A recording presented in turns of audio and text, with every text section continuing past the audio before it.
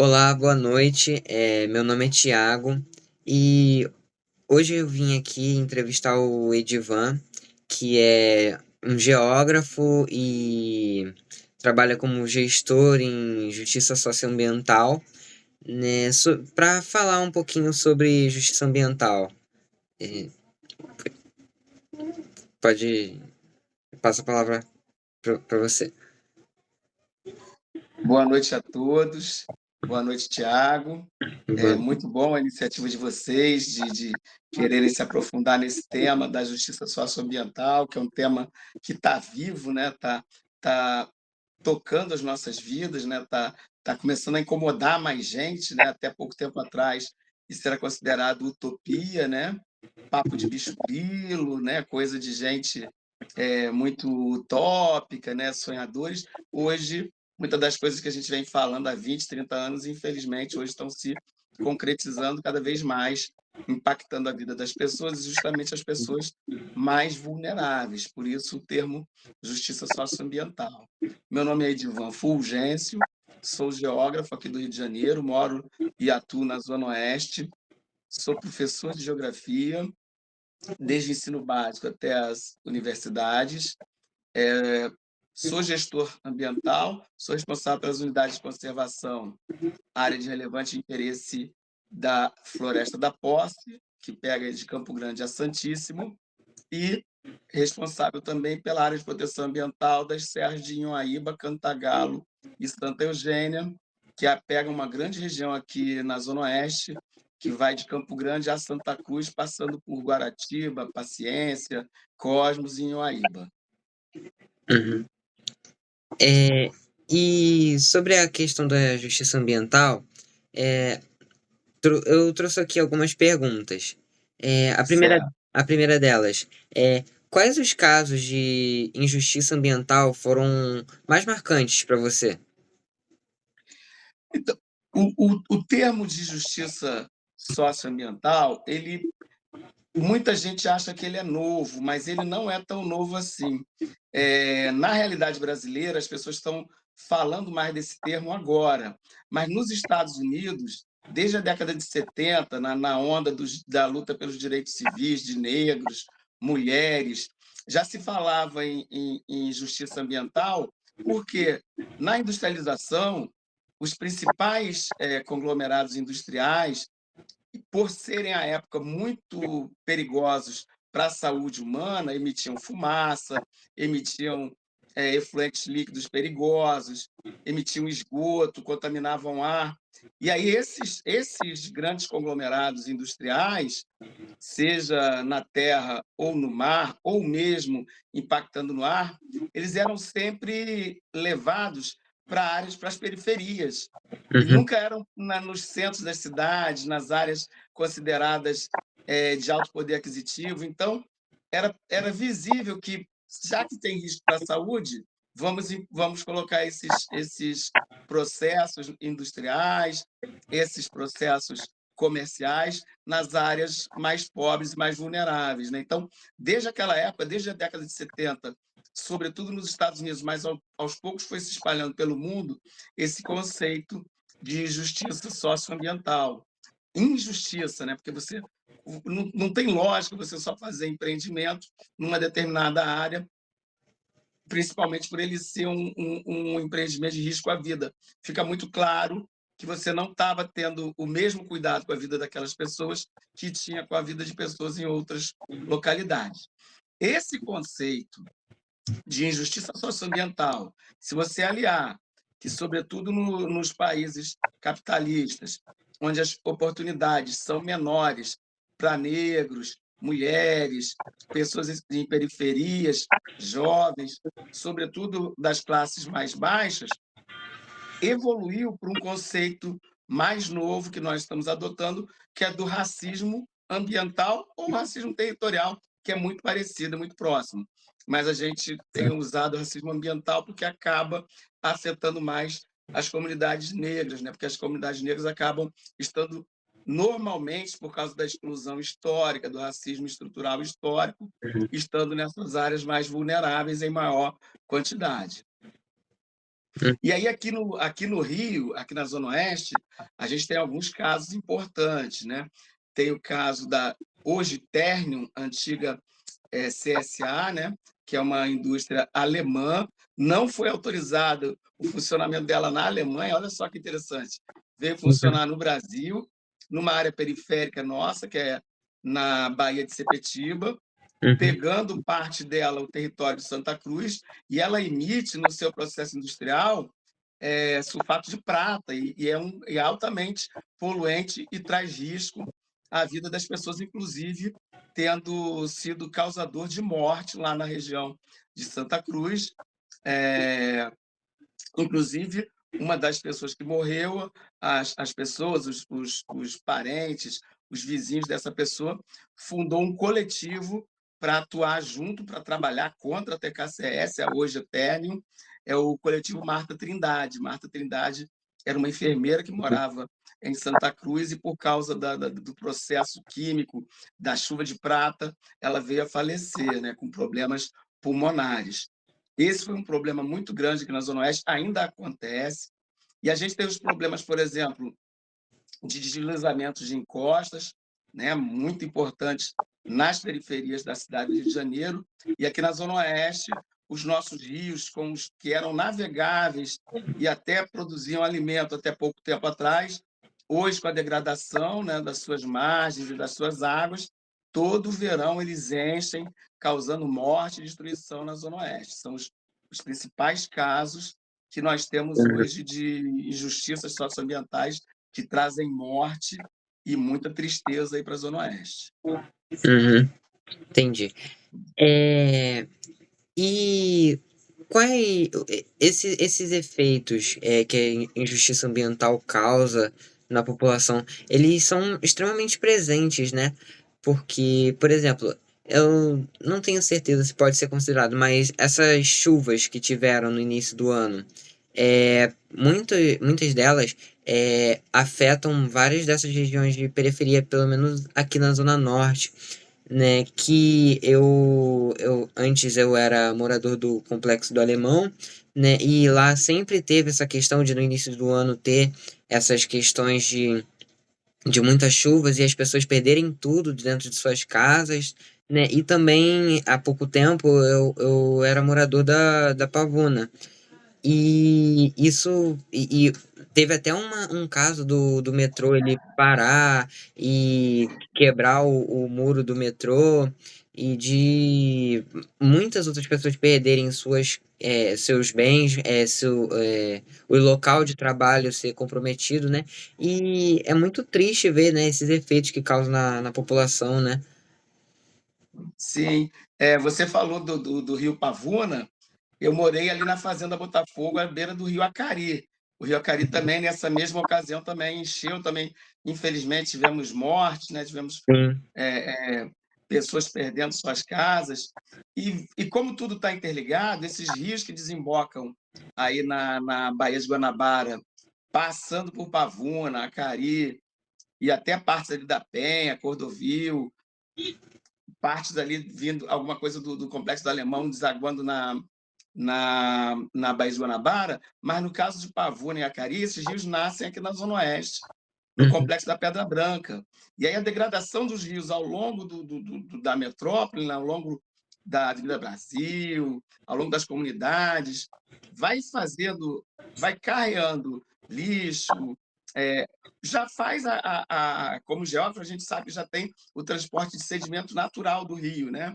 Mas ao longo do leito do rio, ele vai recebendo esgoto, dejetos fabris, dejetos residenciais, lixo que a própria população, muitas vezes, por uma falta de uma educação ambiental, acaba também lançando nos rios, a falta de dragagem desses rios, a falta de um trabalho permanente junto a esses rios, faz com que aconteçam esses problemas, né? E, de novo, na Zona Sul, a gente tem rios também, e alguns rios também passam por comunidades, mas aí o que acontece? Por exemplo, o Rio Carioca, né, que é um rio famoso no Rio de Janeiro.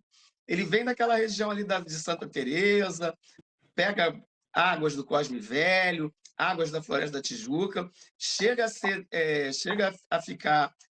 ser um rio degradado que poluía a praia do Flamengo na década de 80 e 90, só que teve um investimento para limparem o rio. Hoje ele Uhum. não enche mais, não carrega dejetos, ou seja, por aí a gente consegue ver como é tratado de forma diferente as pessoas da Zona Sul, Zona Norte e Zona Oeste, né? Até nesses problemas de enchentes, óbvio que nas comunidades do centro, da Tijuca e tal, a gente também tem deslizamento, problemas, mas são tratados até com mais rapidez, com mais agilidade, né? Você tem respostas mais rápidas, com sirenes, alarmes, estruturas da Defesa Civil de plantão.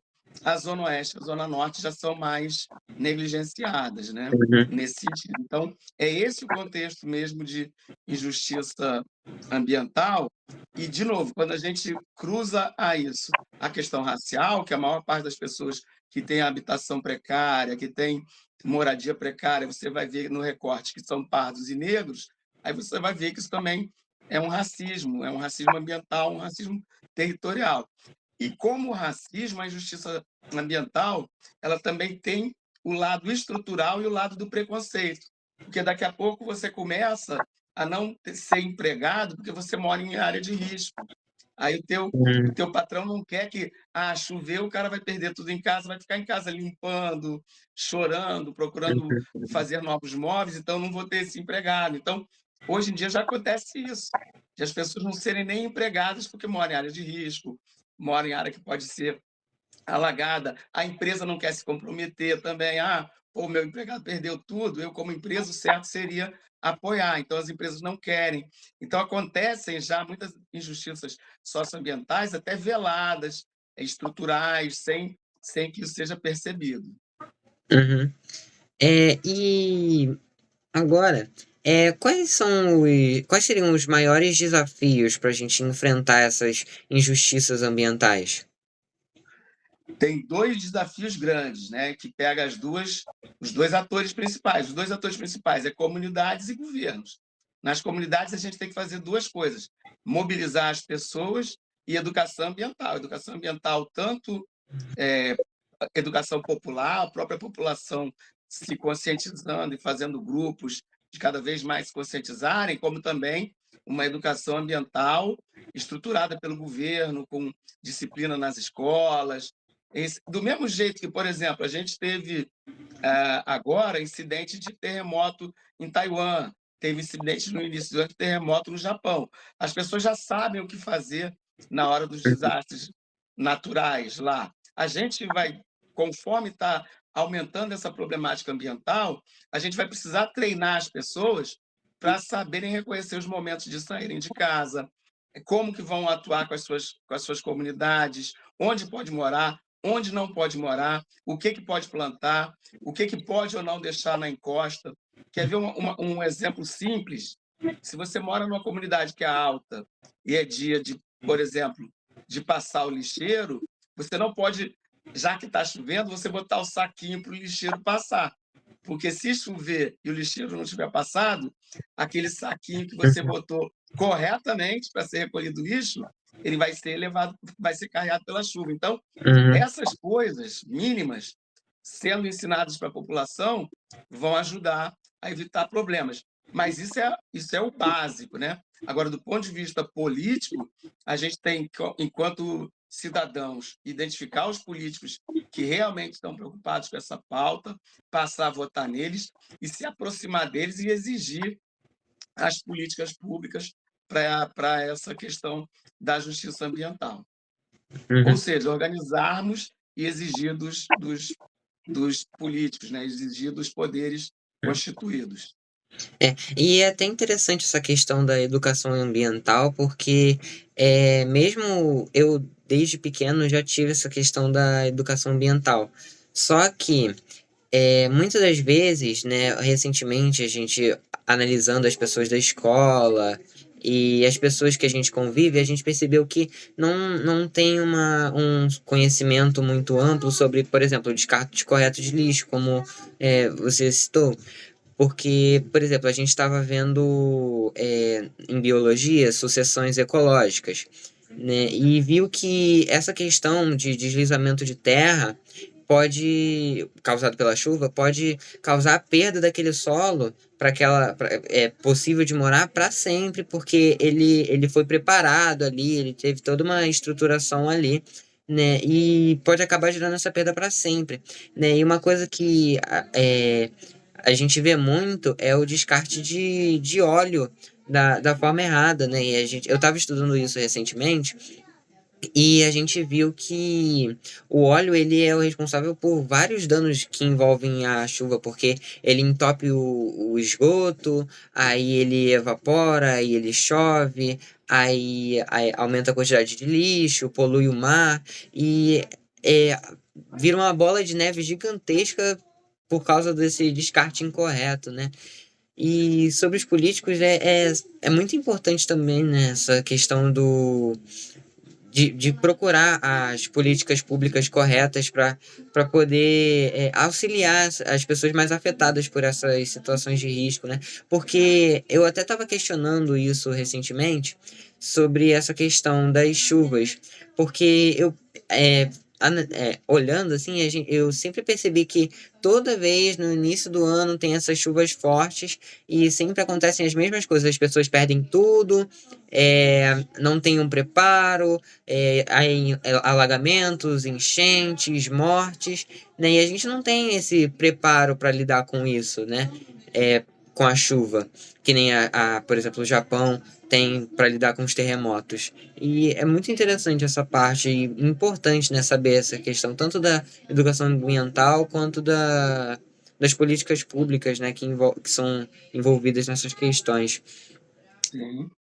É, e o que nós, como população, nós podemos fazer a respeito dessas questões da injustiça ambiental, do racismo ambiental? Então, tem um autor francês que ele fala que a gente tem 3 ecologias que a gente tem que cuidar, né? A nossa ecologia pessoal, a ecologia próxima, que é a ecologia comunitária, e a ecologia social. É as 3 ecologias. Eu até agora me deu um branco para eu te falar o autor, já já eu me lembro. É o Guattari, tá? Depois você procura aí na internet as 3 ecologias de Guattari. Porque primeiro a gente tem que melhorar nós mesmos, né? Se alimentar bem, dormir, evitar fumo, evitar álcool, né? Essas coisas que fazem ruim para a nossa saúde. Porque até para você militar, para você se organizar, para você falar de coisas que vão ser saudáveis, você tem que estar bem, né? E cuidar da sua saúde mental também. Se você tem alguma religião, praticar sua religiosidade. Se não, você ler bons livros, ter acesso a boas músicas, bons espetáculos, fazer boas amizades. Isso é a tua ecologia pessoal. A partir daí, você vai modificar sua casa e o entorno, seu bairro, né? É a ecologia comunitária, ecologia local. Cuidar bem do seu jardim, se você mora numa casa, respeitar as normas aí do seu prédio, se você mora num prédio, organizar no teu condomínio coleta seletiva, a questão das sacolinhas plásticas, a questão da coleta do óleo de cozinha. Isso você pode fazer no teu condomínio, na tua rua. Isso é a ecologia comunitária, ecologia local. E a ecologia social é essa, de você, enquanto jovem, você organizar outros jovens coletivamente e formar coletivos, formar grupos para questionar as autoridades. Aí é uma ecologia maior, entendeu? Uma ecologia social, uma ecologia de fazer transformação mesmo. Então, tem essas 3 ecologias. Depois você pode pesquisar esse livro com mais calma, As 3 Ecologias, Félix Guattari. Isso é fácil de achar na internet. Esse conceito é fundamental. Transformar a gente, transformar nosso entorno e agir politicamente para que essas mudanças sejam efetivas e para todos, né? É o que a gente tem de mais concreto e rápido para fazer, né? E aí a sugestão que eu dou por exemplo, essas ideias que você já tem que são muito boas, de reciclagem, compostagem. Você é da biologia, o pessoal da biologia tem essa tendência mesmo, né? Porque entende mais da dinâmica dos seres vivos, né? E como a vida se comporta a partir dos processos.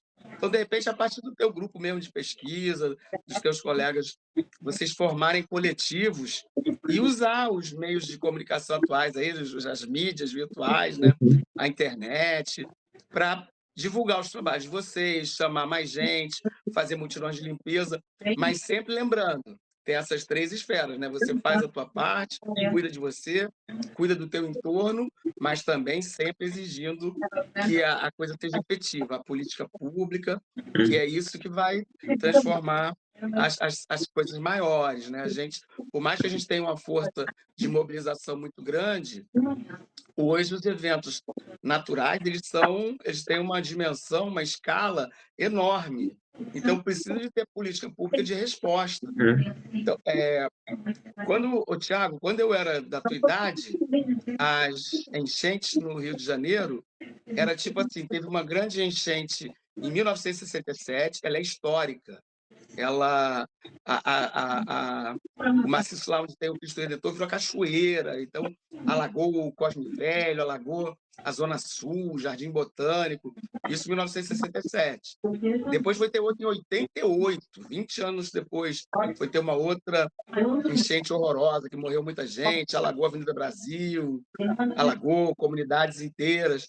Aí depois foi ter em 2000, só que foi diminuindo com o tempo por causa das mudanças climáticas. A gente não pode esquecer as mudanças climáticas. Essas chuvas que você está falando muito corretamente, elas são tão presentes que na nossa cultura a gente canta essas chuvas, né? O Tom Jobim fala das águas de março fechando o verão, né? Uhum. É histórico isso mesmo, é algo que o povo entende, o indígena entendia isso, o negro que veio da África entendia isso, porque é uma coisa, faz parte Uhum. da nossa região tropical, né? Só que, com a mudança climática, esses eventos estão se tornando mais repetitivos e os eventos mundiais, como as monções lá na Índia e o El Niño e Laninha aqui nas Américas, eles estão ficando mais potencializados Uhum. por causa da mudança climática e o derretimento das calotas polares. Então, esses eventos mundiais associados com a nossa sazonalidade de estações chuvosas está piorando esse evento. Então, não demora mais 10, 15, 20 anos a ter grandes enchentes. E pior, hoje em dia, o que também acontecia muito, quando começou a ter todo ano a enchente, um ano era em Campo Grande, outro ano era na Pavuna, outro ano era na Baixada Fluminense, aí teve uma grande em Petrópolis. Agora não, está sendo tudo ao mesmo tempo Uhum. agora, né? Como diz uma música do Titãs, né?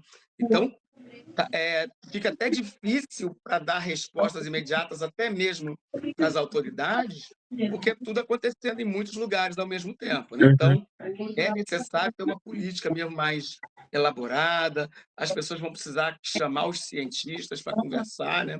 A gente está vivendo um momento aí de muita negatividade, muita negação da ciência, né? Então, os governos vão precisar sentar com os cientistas para elaborar melhores projetos de cidade. As cidades, como já estão, não estão suportando isso, então vai precisar manejar as cidades, né? Mas manejar escutando a população.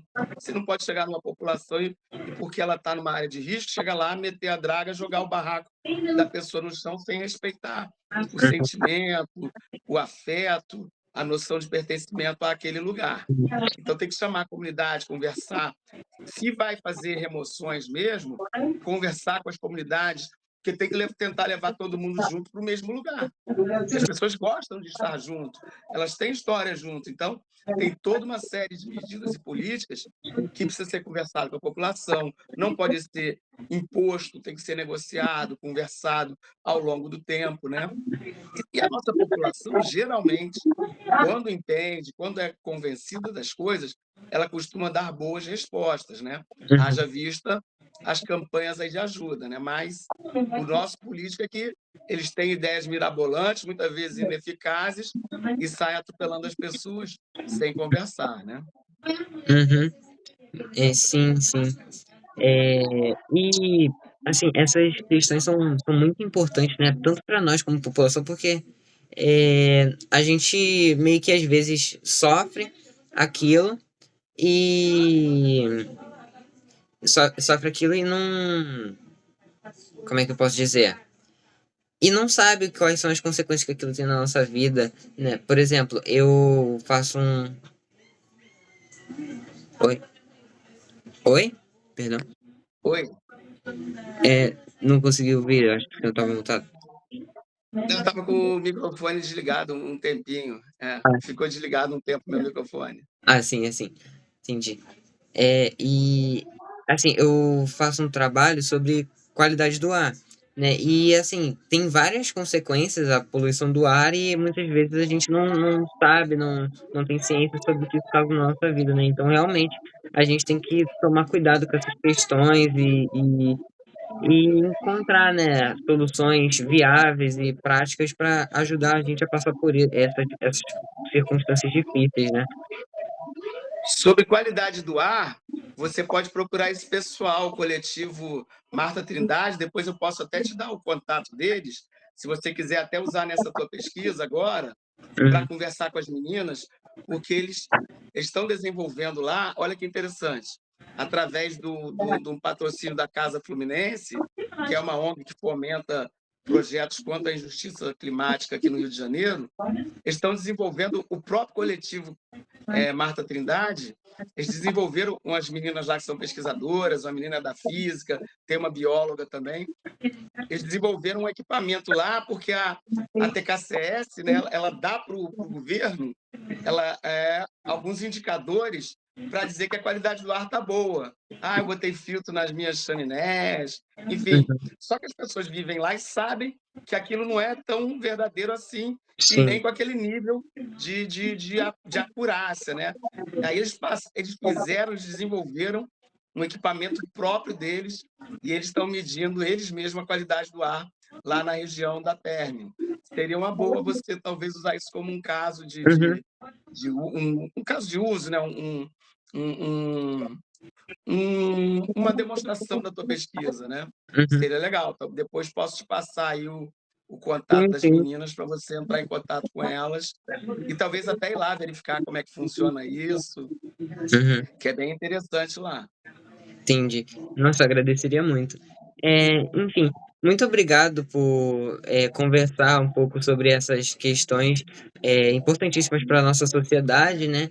E muito obrigado por ter aceitado participar, por ter Obrigado a nos você ajudado. por ter chamado aí, estou sempre a posto, sempre disposto a ajudar no que preciso, tá bom? Se Uhum, precisar que eu vá também ao vivo e falar alguma coisa na tua escola, no teu grupo, damos as ordens aí, isso faz parte do nosso trabalho, tá bom?